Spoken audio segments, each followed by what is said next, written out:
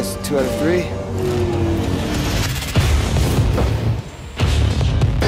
So in inFamous Second Son, we're really happy with the way that the player can make choices throughout the game. They can both pick how the story turns out, if Delson's going to become a hero or a villain, and doing that changes his powers as well. Either they become much more kind of like indiscriminately violent, or also, if you're good, more kind of focused and surgical. But those choices also affect the way that the city sees you and what you do inside of combat itself. We really focus on if you're taking people down in a violent way or in a really kind of heroic fashion. And that makes it everywhere in the game.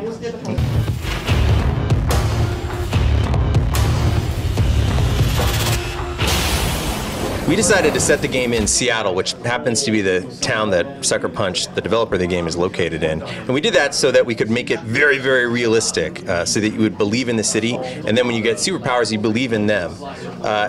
Our version of Seattle is not an absolute one-to-one reproduction of the real city because we wanted to make it work really well, first and foremost, as a video game. But the spirit on the street, the rain dripping down the sides of brick buildings, that's all absolutely the real city. So we're absolutely going to be having some single-player DLC for inFamous Second Son after launch, and we were very excited for people to get in there and check it out.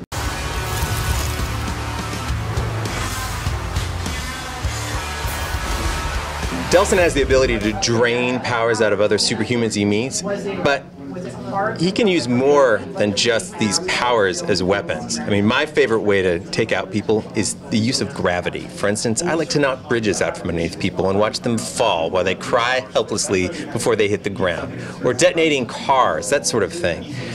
We try to make a big real-world city simulation, and that means you get all kinds of happy accidents where destruction leads to other destruction, and you end up wasting a whole platoon just through a really good shot.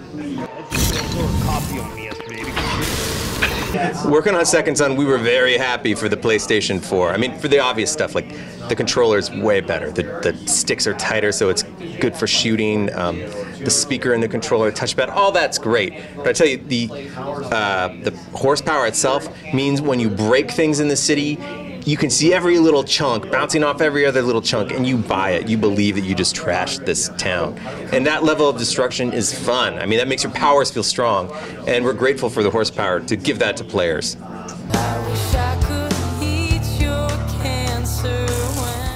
The improvements between inFamous 2 and inFamous 3 are pretty big. I mean, we're really excited to be able to pull off things that we couldn't have done before on the last generation of console.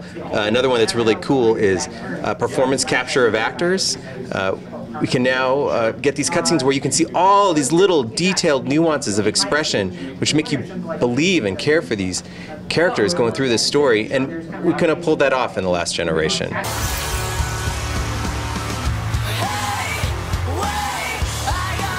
So in inFamous Second Son, our version of Seattle is, you know, about the same size as previous games, but the depth, the complexity of every model, every person you meet, it's off the charts more complex. So it's a much more rich experience going through the city. Okay. So inFamous Second Son is absolutely getting translated.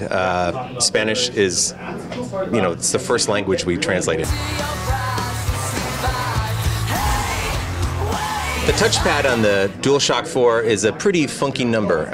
We like it because it lets us let players do things in the game world that mimic what Delson's doing. So if he rips off the door of like a cage with a simple swipe of your finger, you're mimicking the action that the hero's doing, as well as other small moments where, like, he's putting his hand on a finger scanner trying to make it through a DUP checkpoint. The player gets to put their finger on the scanner just like Delson and experience what it's like to be in the world right then.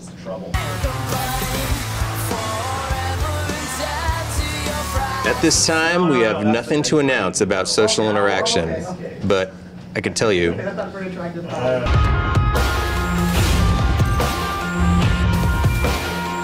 It's It's the third game in the series, and we've always been big fans of letting players choose if they want to use their powers to become a hero or a villain. And a lot of times people want to know what their choice is going to mean to them in the long haul, because they're trying to become the most villainous or the most heroic person they could be.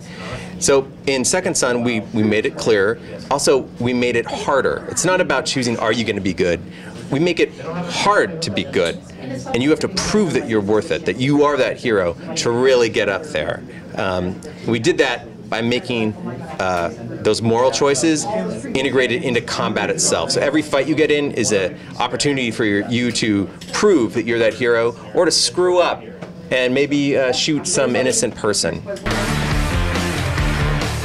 You know, I hope when people play inFamous Second Son, they get in there and they just revel in these powers. They just live it. I mean, we all go to see these superhero movies that come out in the summer, and they're really cool, and you want to feel what it's like. You know, what if you had superpowers? This is the origin story. inFamous Second Son is an all-new hero, all-new story, and you get to start at the ground zero and experience what it's like to get these superhuman abilities. I can't wait for people to play it.